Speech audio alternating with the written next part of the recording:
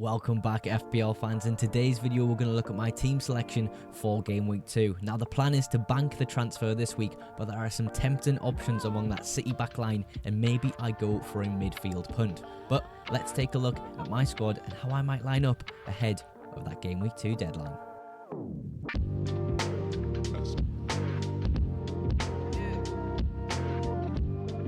Straight into the squad now. Henderson starting in goal. Of course, Valdemarson on the bench isn't a starting goalkeeper. We went with just one 4.5 million starting goalkeeper, and it was kind of out of Flecken and Henderson when it came down to the deadline for me. I wasn't going to quite stretch up to Araya, having that Salah and Haaland draft. Of course, you will see that later on in the video, those two players, but yeah, Henderson for me is probably the better choice out of himself and Flecken, so you know, I'm happy with that decision, but of course, maybe I want some clean sheets here and there in the next coming weeks, we can hope.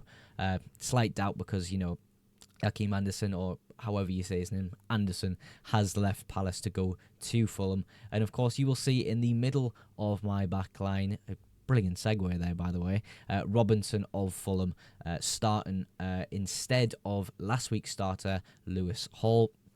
For me, I just think there's more upside in a Robinson fixture at home to Leicester than Hall away from home at a Bournemouth side who apparently, you know, are trying to seek goals from many different positions. And I think it's going to be a very, you know, scrappy, raw game for Newcastle, especially missing Shaw at the back line. Hopefully, you know, Newcastle concede one goal and that can kind of, you know, rest easy at that, because I do think Robinson will concede in this game, but I think maybe his attack and returns will outcome him having more points than Hall this game week. We'll move on to Trent first before we touch on Pedro Porro. Trent, for me, probably the best defender to own in FPL, in my opinion. Of course, the most expensive defender, but for me, it totally makes sense. In this first fixture, one expected assist in the 90 minutes, which is just like miles above many other players. It was only James Maddison who came close to that, I do believe. The rest were quite far away. I think Minter was pretty up there, of course, assisting that Matoma goal, because obviously Matoma was right in front of the goal. That assist is expected to come off more times than not. So yeah, Trent for me, really great option. And with a home fixture now against a Brentford side, I'm backing them all the way. I think I don't see Trent really coming out my team. Of course, that means some of my budget is really stuffed into that defence and the £7 million of Trent, but I feel as though some of the cheap options in FPL are actually quite decent, so I don't really mind it too much. We'll talk about Pedro Porro now, I suppose. Yeah, the supposed injury that he had kind of scared FPL managers, and you know, around the world, people have been thinking, who do I transfer to from Pedro Porro? Who do I go to? You don't need to, in my opinion. I think, obviously, we do know now that he was at training at the end of this sort of video. Spurs have posted on X or Twitter, whatever you want to call it. Pedro Porro seems to be at the back of the queue here, from what I can tell by watching the video. But it seemed that the injury wasn't even massive anyway. I think it was kind of just maybe muscle strain, or actually it was a rolled ankle, I do believe. So, yeah, I don't think it was as bad as people may have thought. So Pedro Porro is definitely starting for me. And it seems that James Tarkowski as well, I think Sean Dyche has just released that he might not be ready for the match at home against Spurs at the weekend. So, yeah, I think there's a great upside with Pedro Porro there. The kind of topic that I want to speak about in terms of transfers, we will go into more depth as we reveal more of the team, but Pedro Porro, you know, I had the plan, have 0.5 in the bank from the start of the season, and then it's more of an easy transition to some of the moves maybe I want to make in game week 2 or 3.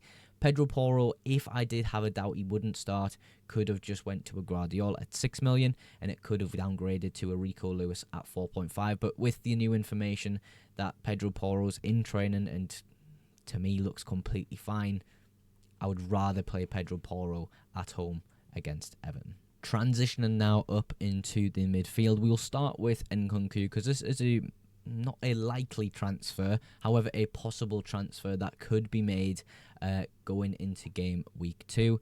I'll just show you quickly. Chelsea have a Europa League conference playoff match tonight at 8 o'clock. It is Thursday at time of recording, so you might know more information on Friday. But we're going to be looking at this lineup to see if Nkunku is included. And if he is included in that squad, for me, that tells me he's got reduced minutes for Wolves away from home. There are so many players at Chelsea that can play in around these front 4 or 5 positions. However, Maresca tends to go when he plays. Nkunku could easily be took out and someone could be placed back in. Of course, João Felix is now signed for Chelsea, so for me that's a perfect replacement. Maybe that's not going to be necessarily ready for the weekend. However, there's other players who can play in and around these positions. So for me, if Nkunku starts tonight, that's when the transfer of Nkunku out could be a possible move. Now, where would I go with 6.5? I've got obviously 0.5 there in the bank. For me, an easy shout could be Eze. Despite fixture or whatever you think about Eze, I think he's going to really do well this season. So it would be more of a put Eze in and kind of forget about him for the next few weeks until my wild card. Because I think he does have decent fixtures across, the next, say, couple, 4, game weeks. But yeah, for me, at 7 million, that would be the price I would tend to go for an Eze. But at 6.5, I think is where the real value is if I was to move away from Nkunku. Because you've got someone like Bernardo Silva or Doku, both City players, to give you a nice little bit of attacking coverage for that City game against Ipswich at home. So that is a possibility at 6.5 at that kind of price point. But I feel as though I need to give Nkunku one more week. I can't just dismiss it and say, look, this is a massive minutes risk. But, if he does start tonight and kind of plays, a long game, 80 minutes or so, I think that's when we can really think maybe it is time to move Nkunku on. But right next to him is Hudson-Odoi, of course. One of my more differential players, someone who I haven't really seen in many people's teams, and maybe that's for a good reason. Maybe it is a bad pick, and we are kind of blind by the potential that Hudson-Odoi has. But I feel as though he's got a good fixture this week with Southampton away from home. I kind of picked him for the first 3 to 4 weeks because he does have decent enough fixtures to just start in my team, and I feel as though if Forest are going to do well and attack in a sort of a counter manner, Hudson-Odoi is one of them guys you really want on the end of the ball. You want Elanga, you want Hudson-Odoi running up and down those sides and really attacking the opposition, and I feel maybe he can do that against Southampton. Apparently, Southampton were pretty decent against Newcastle. Of course, Newcastle down to 10 men, so that's a massive factor, but yeah, we'll see how he gets on. I suppose we can just monitor it as we are monitoring Christopher Nkunku right next to him. So, yeah, we'll kind of, with those two positions are kind of, do we change in the next few weeks? There is a possibility that maybe next week Hudson-Odoi would just move down 0.5 to a Rodgers anyway. So that's always a possibility there with Hudson-Odoi. Salah and Jota both playing Brentford at home, of course. Captaincy armband has not being put on Salah this week. You'll see who it is in the forward line in a very short moment. But I feel as though it's a good fixture, like I mentioned about Trent. A home fixture at Anfield is always going to be a good game for Liverpool, regardless who it really is. So, yeah, Salah, what can I say? Jota, what can I say? Hopefully, Jota gets the minutes again. I think it's likely he does. I think maybe game week 3, game week 4, that's when we really start to see the effect of Darwin Núñez and Gakpo starting to really chew away at Jota's minutes. But I don't know, man. I think he's pretty set at the moment, so I suppose we can just monitor that as well, Jota's minutes in the coming weeks. But, I'm really happy with him at the moment, and I honestly wouldn't change too much about the midfield going into game week 2.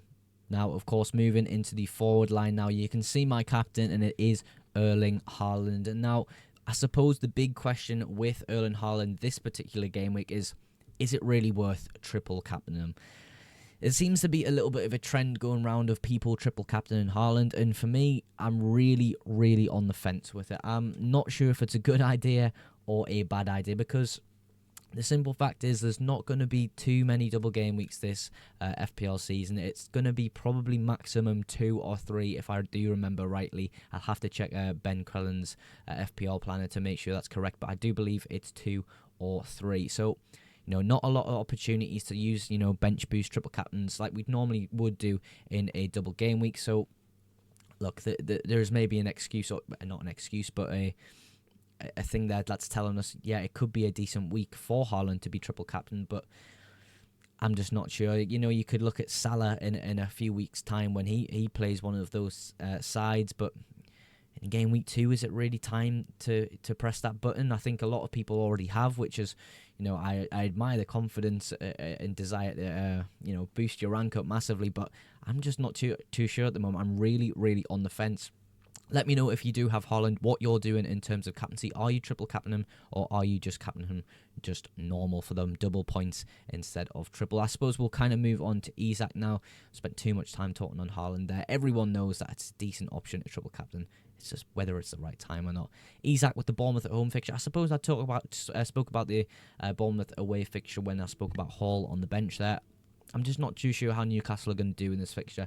I really don't. Hopefully, I kind of want Isak to be quiet in a sense, because I think my route to, a Watkins in the next few weeks is probably Isak, and I'm kind of banking on Isak maybe not performing as well as people think, maybe just getting a goal or an assist, because I think a lot of people will stick by Isak, and I think maybe Watkins can outscore him in the next few weeks. So maybe that's my route to, improve my rank over a high ownership player. But he looks fantastic. I suppose we haven't seen too much this season, obviously, with the 10-man squad of Newcastle in their last fixture against Southampton. We really didn't see the maximum potential of an Isak, but of course getting that assist is always nice to have. So yeah, what more can I say? Penalty taker, you gotta love it.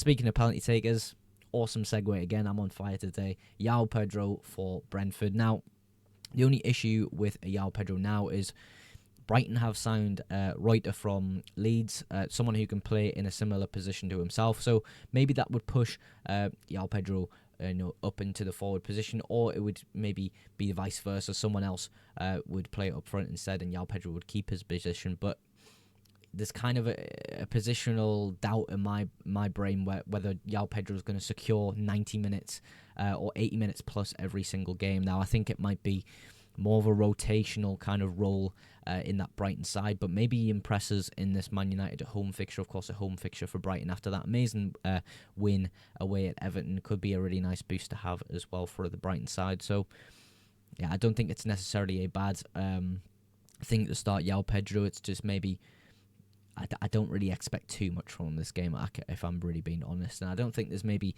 a move that would make sense away from him. I suppose you could really argue with the extra 0.5. João Pedro could be moved up to a Muniz for me, or even a Chris Wood. But I don't really like the Chris Wood move. I really like the Muniz move better. But even then, Munez's minutes I don't think are as strong as people do assume. So yeah, I suppose that's all I can say about how I'm lining up. The team is rated 91% on Fantasy Football Hub with a predicted points of 67.4. We'll see if we can beat that point total. I'm going to kind of make it a goal every week to try and beat that predicted points total. But yeah, I suppose a decent AI rating there from Fantasy Football Hub. And of course, I still have access to a 50% code in my description. So if you want some of the data and analytics I use in my videos, you can click the link below to get 50% off on your subscription to Fantasy Football Hub. As always, I like to end the video by saying thank you very much for watching to this point now. And if you have enjoyed today's video, please consider subscribing to the channel and dropping a like on today's video. But that is absolutely everything for today's video. Thank you so much for watching again, and I will catch you in the next one. Bye for now.